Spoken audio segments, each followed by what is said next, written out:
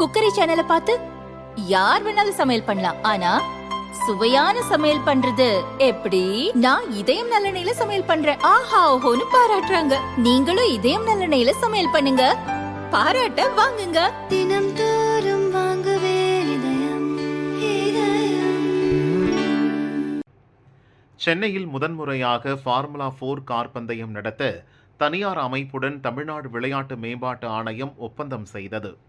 கடந்த ஆண்டு டிசம்பர் 9, 10 ஆகிய தேதிகளில் சென்னையில் கார் பந்தயம் நடைபெற இருந்த நிலையில் மிக்ஜாம் புயல் காரணமாக மக்கள் கடுமையாக பாதிக்கப்பட்டதால் கடைசி நேரத்தில் ஒத்திவைக்கப்பட்டது.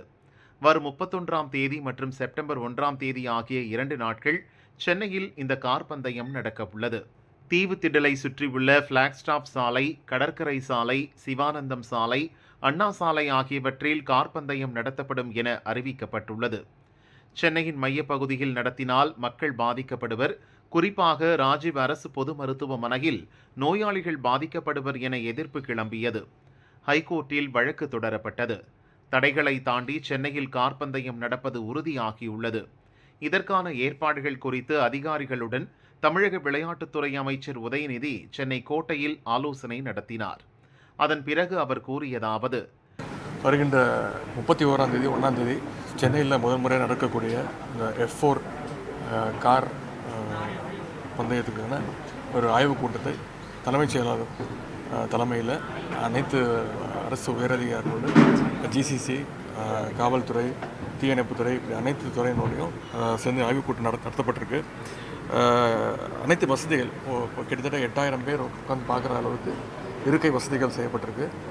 சனிக்கிழமை காலையில் ஒரு செஷன் பொதுமக்கள் இலவசமாக பார்க்குறதுக்காகவும் அதற்கான ஏற்பாடுகளும் செய்யப்பட்டிருக்கு. சனிக்கிழமை மதியத்துக்கு மேலே குவாலிஃபைங் ரேசஸ் ஆரம்பிக்கும். நைட் ரேஸ் கிட்டத்தட்ட ஒரு 10-10:30 மணி வரைக்கும் ரேஸ் நடக்கும்.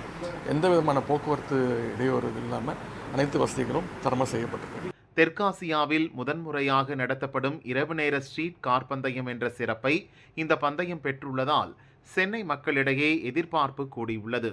முதல் நாளில் இலவசம் என உதயநிதி அறிவித்திருப்பது கூடுதல் எதிர்பார்ப்பை ஏற்படுத்தியுள்ளது. டிக்கெட் கட்டணம் ரூபாய் 1999 முதல் ரூபாய் 19,999 வரை என நிர்ணயிக்கப்பட்டுள்ளது.